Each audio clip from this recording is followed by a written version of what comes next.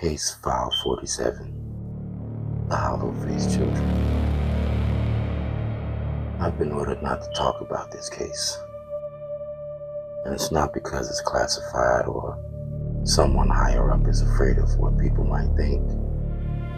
It's because, according to our psychologists, simply hearing this story increases the chances of an encounter.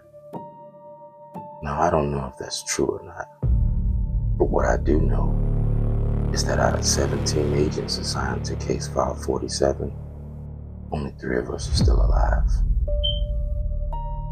My name is Stan. I work for an organization that officially doesn't exist. And if you ever hear people joking about the Men in Black, they're talking about the wrong department. The Men in Black deal with things that come from outer space. We deal with things that come from somewhere else. We call it the veil. But every now and then, something finds a weakness and it slips through the veil. And that's when they send us. This all started in a small town, little mountain town in Appalachia. Population is just under about 2,000. 6 children disappeared over the course of 3 months. No sign of kidnapping, no footprints, not even any struggle, just empty bedrooms. The local police thought that they were dealing with a serial abductor. The FBI blamed sex trafficking rings. Neither explanation survived more than 24 hours after they arrived. The first thing that we always do is we interview families. And every parent told us the same strange story. The children had started drawing pictures, hundreds of them.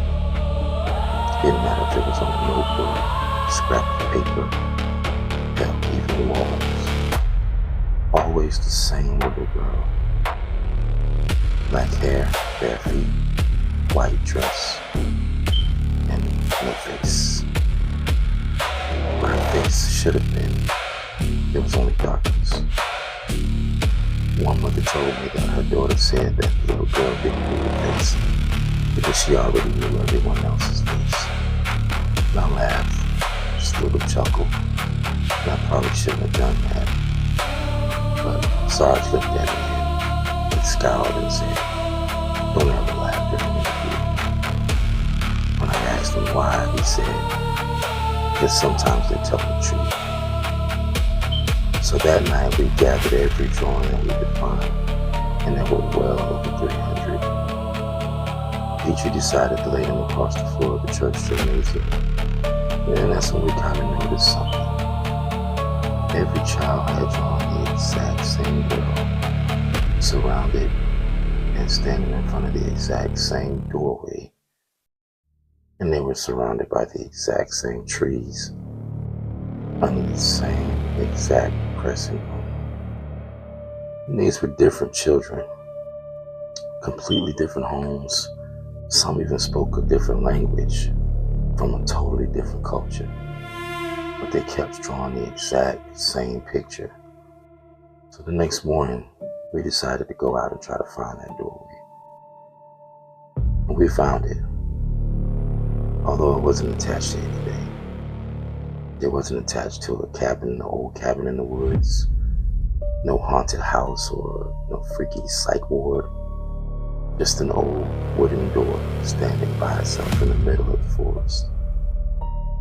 The door looked freshly painted, but the hinges were rusty.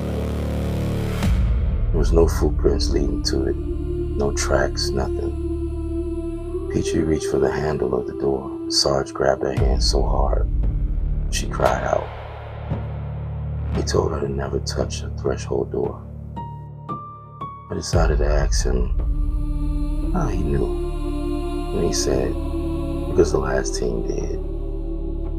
And that answer bothered me. It bothered me to my soul. Nobody had mentioned another team. We set cameras around the clearing and we pulled back. At exactly 12:17 that night, the door opened. Although none of us are brave enough to touch it. Shortly after it opened, we saw her step out. Same little girl, same white dress, same bare feet, still no face. She didn't walk. She kind of floated. And every camera froze at the exact 7-second mark for exactly 7 seconds. When the footage returned, she was gone, and so were 3 of the cameras. The next morning, we reviewed the recordings frame by frame. There was this one frame, just one, where her face wasn't empty. It wasn't a face at all.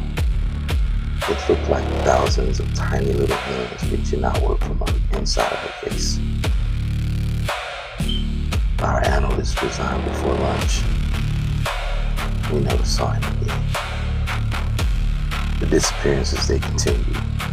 Now there was something new.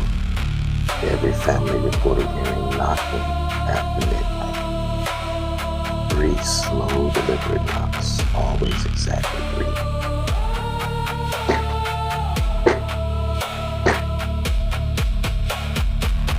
One father opened the door with a shotgun, and nobody was there. His son disappeared before sunrise. The sergeant gathered us together, and he looked more nervous than I'd ever seen him before. He said they've started knocking. So I asked him, who is they? He didn't answer. Instead, he gave us one rule. If someone or something knocks after midnight, you never answer. Petrie didn't like that answer. So with a frowning scowl on her face, she asked Sarge, what if it was a neighbor? Sarge strongly replied, it isn't. So she said, well, what if it's the police? And again, Sarge said, it isn't. So she asked, what if it was one of us? And Sarge looked directly at me. If it's after midnight, none of us are coming to your door. The next evening, we stayed inside of the old ranger station. And at 12 o'clock exactly, there was nothing. 12:10, nothing. At exactly 12:23, we heard the 3 deliberate knocks begin.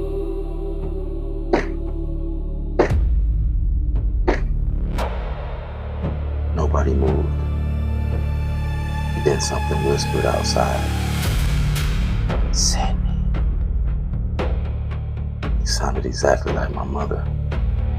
Only my mom had died 11 years ago. Petrie looked at me. She heard it too. Then another voice. Sarge's wife. Then another voice imitating my little brother. Every voice belonged to someone that we loved. Every one of them begged for us to open the door. Sarge sat perfectly still. His eyes were closed and he whispered, they don't want inside. So I asked, what do they want? And he replied, they want permission. The knocking stopped. We waited for about 5 minutes, then 10 minutes, and then came one final knock. This one was different. It sounded satisfying. And the next morning, there were tiny barefoot footprints circling the ranger station. I don't mean 1 or 2, I mean hundreds of circles. As if a dozen of kids had spent all night walking around us. We followed the tracks into the woods. They ended at that doorway. Only now, there were 6 children standing behind it. The missing children. They were all smiling.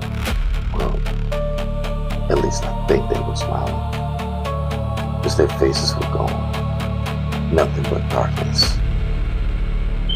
That little girl stood between them, and she slowly raised one hand, and every single child copied her exact. Then they all knocked. Not on the door,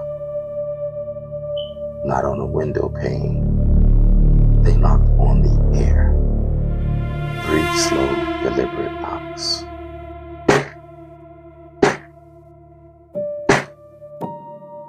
Every tree in the forest answered.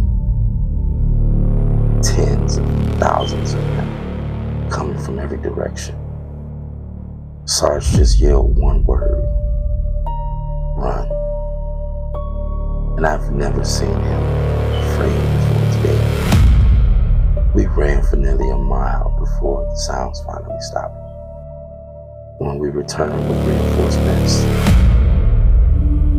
the door was gone. The children were gone. The footprints were gone. The only thing that remained were the drawings.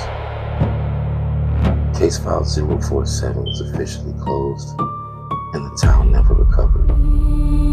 Parents still report hearing 3 knocks after midnight, and children are still waking up, drawing this same faceless little girl. Every year, different town, different state, always the same doorway, always the same little girl. Last week, package arrived at my apartment with no return address. Inside, there was a single sheet of paper